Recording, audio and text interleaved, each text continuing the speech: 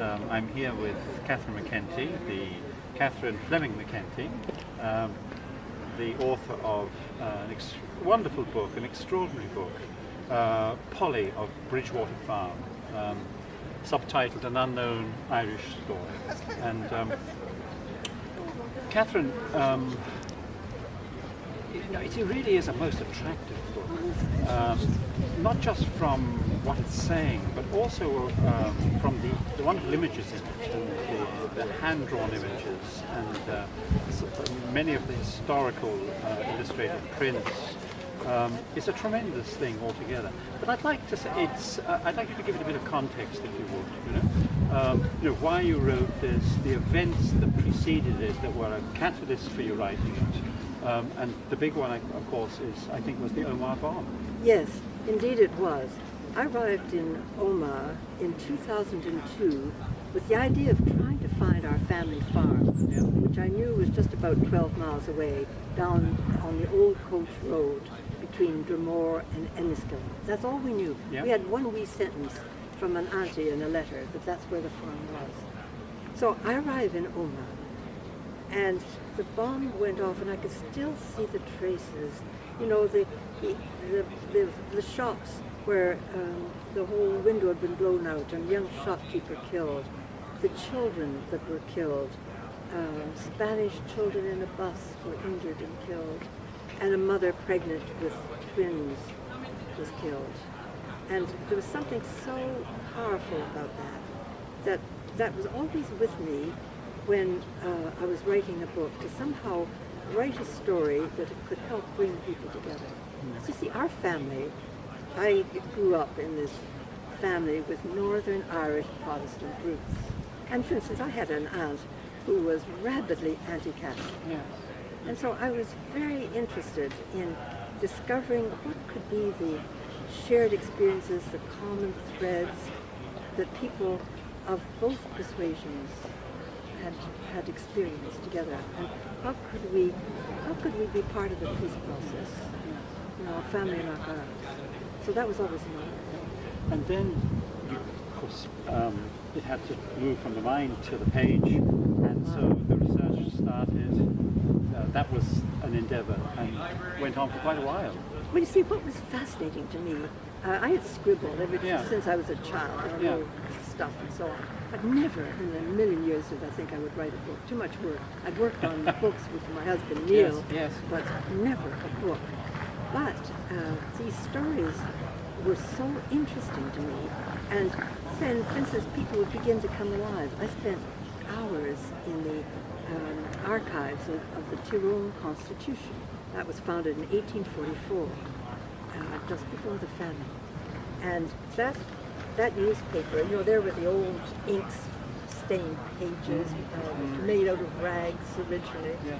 And so I could suddenly see the editor, with ink in his hair, and the old printing press where every letter had to be set by hand, and he's tearing his hair out trying to get ready for that very first issue. And somehow Polly and her dad wander in, and you see the scene. All of a sudden he comes alive, he becomes part of the story. And that's how it began to happen, that people would come alive, and they would tell me how they wanted to be written about. Wonderful, wonderful, really, yeah. But then the defining moment was when Seamus Corey and Florence drove me to try to find that farm. And now, that farm was your an ancestral home? Yes, it was. Yeah. That was my grandfather's parents. And his older sister was Polly. And this is the story of Polly and her emigration to Canada, yes, and her life in Canada. And, but more, her life in Ireland. Thank you. That's what we knew nothing about. Thank you. We knew she had a wee grocery store in Toronto. A dozen children who'd lost their mothers came to live at the store. And to each child, she said, "You're special. Wow. You're special." And one of them became a famous journalist. He writes about her. Thousands of Canadians learn about Aunt Polly. So it's a big story. It's a big story. Big story. Yes. And we don't know this. I mean, we often miss that. The impact of individuals and the ripple effect. Yes. Yes. That's what fascinated me, was the ripple effect. And the research went on. Yes, because we knew nothing about her Irish story. Yeah. So that's what was so passionate to me. So here we are, we drive towards the farm. It's such a powerful moment for me. And I set foot on the farm and meet the wonderful young family who bought the farm, Einar and Evelyn and their children. And then as we're leaving the farm, we come up to the crossroads and it's storming, there's storm clouds. And I keep looking, I have this feeling that there would be a wee rainbow to say goodbye to Polly on her last day. But there's no sign of it, it's just storm clouds. And so, but I keep looking. And then all of a sudden, there in the middle of the clouds was a tiny fragment of rainbow. And I said, Florence, look. And Florence said to me firmly, Polly wants her story told. So, and it duly was told, isn't it? And the book was published in 2009, I think. Yes, that's right. And you had reached the tender age of 79. Yes, all the nines were in play. Yes, exactly. And it was thanks to a whole team of people, and Carol Moore-Ede, the founder of the Cabbagetown Regent Park Museum. She spent a whole summer getting that book ready, and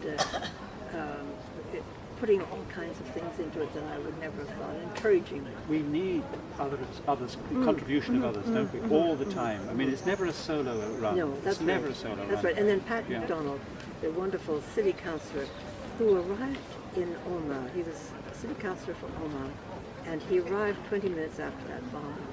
Wow. And when he saw the prototype of the book, he said, I want that book in schools. So it should be. Yeah, and then I was able to sell a painting of my mother's for enough money to ship 500 copies of it. Wonderful. It just all comes together. And it went into schools, both Catholic and Protestant. Wow. And I'm not going to read from any of the blurbs that people my put on favorite books. review was from Kieran, Okay. age 7, and he wrote me and said, I think your book is cool. I see it here, Kieran Mallon, age 7, from Dromore. And here's one, I think, from another one which struck me from Nigel Firth. He was principal of the Omagh Integrated College. I'll never forget that. Yeah, and he makes the observation that we need more books like this that speak of hope in the midst of adversity. Yes. And isn't that? I think that's his recommendation. Yes, I think so, and that's regardless of regardless of your nationality, Yes. regardless of your background, regardless of where you came from, it's a real story of a real person. Yes, and I find anybody who's had an experience of emigration, the illustrations are done by two wonderful Polish artists who had their own publishing company in Poland, and they just poured their hearts out to get that book completed in time for launch. Wow. Catherine, thank you very much. Thank you very much.